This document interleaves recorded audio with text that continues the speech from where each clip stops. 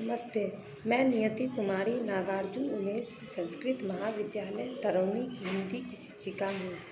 इस वीडियो में मैं निर्मला उपन्यास के बारे में बताऊँगी। यह शीर्षक शास्त्री प्रथम वर्ष के सिलेबस से ली गई है। यह उपन्यास प्रेमचंद द्वारा रचित है। प्रेमचंद हिंदी के महान उपन्यासकार, कहानीकार और नाटककार माने जाते हैं। निर्मला मुंशी प्रेमचंद द्वारा रचित प्रसिद्ध उपन्यास है, जिसकी स्थापना 1926 ईस्वी में हुई। दहेज प्रथा और अनमेल विवाह को आधार बनाकर यह उपन्यास लिखा गया।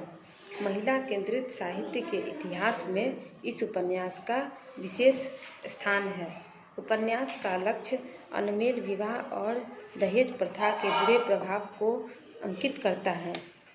निर्मला के माध्यम से भारत में मध्यवर्गीय युवतियों की दयनीय हालत का चित्रण किया गया है। इस उपन्यास में अनमेल विवाह और दहेज प्रथा की दुखांत कहानी है।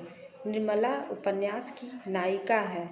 पिता उदयभानु लाल की मृत्यु हो जाने के कारण उसकी माता कल्याणी देवी दहेज देने में असमर्थ रहती है। इसलिए वह अपनी पुत्री अर्थात निर्मला का विवाह भालचंद्र और रंगीली के पुत्र डॉक्टर भुवन मोहन से न करके बूढ़े तोताराम से कर देते हैं। फिर भी वह तोताराम, जिनके पहले से ही 3 पुत्र होते हैं, फिर भी उनकी विलासिता कम नहीं होती है।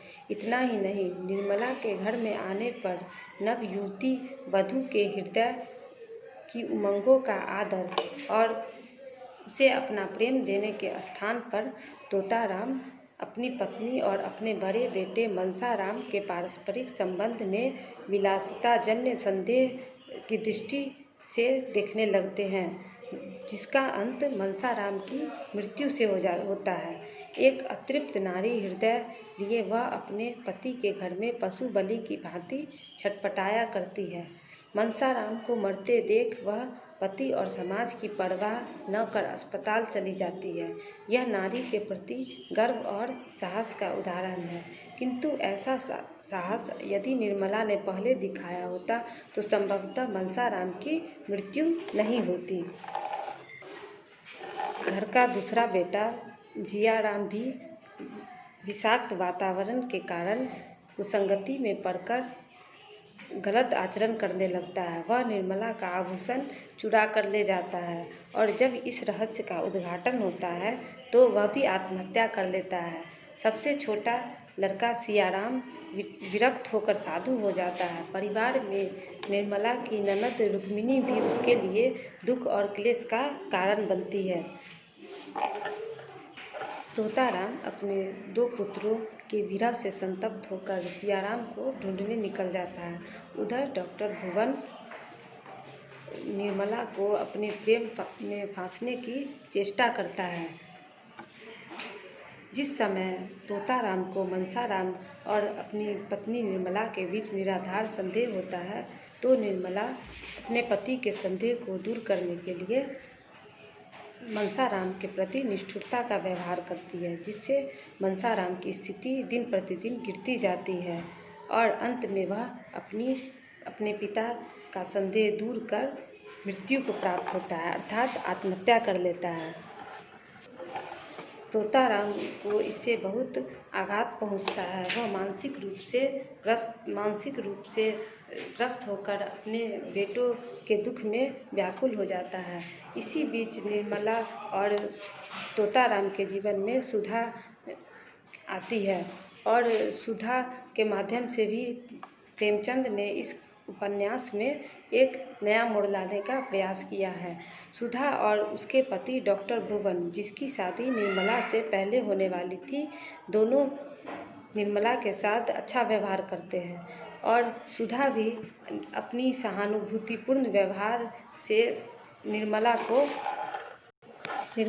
मुक्त कर देती है। वह निर्मला की छोटी बहन कृष्णा का विवाह अपने देवर से कराती है और साथ ही निर्मला की माता की आर्थिक सहायता भी करती है। निर्मला की छोटी बहन कृष्णा का विवाह होने पर सुधा के पुत्र की मृत्यु हो जाती है। निर्मला को भी एक पुत्री होती है जिसे वह अपने साथ लेकर घर लौट आती है। एक दिन सुधा की अनुपस्थिति में जब निर्मला उसके घर जाती है तो डॉक्टर भुवन अपना आत्मसंयम खो बैठते हैं और पता लगने पर सुधा अपने पति की ऐसी भर्त्सना करती है कि वह आत्मग्लानि से वशीभूत होकर मृत्यु को प्राप्त होता है, अर्थात आत्महत्या कर लेता है। इस घटना के पश्चात निर्मला के जीवन की विषादपूर्ण कथा अपने चरम पर पहुंच जाती है।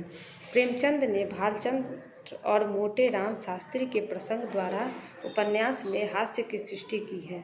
आकस्मिक रूप से घटित होने वाली कुछ घटनाओं को छोड़कर निर्मला के कथानक का विकास सीधे सरल ढंग से होता है।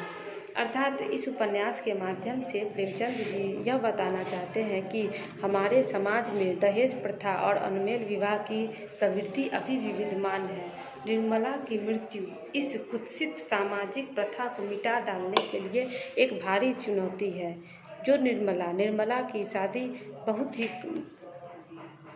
उम्रदराज इंसान से कर दी जाती है। यह हमारे समाज के लिए एक भयंकर अभिशाप है जिसे प्रेमचंद जी ने साहित्य के माध्यम से लोगों के सामने लाने का सार्थक प्रयास किया है।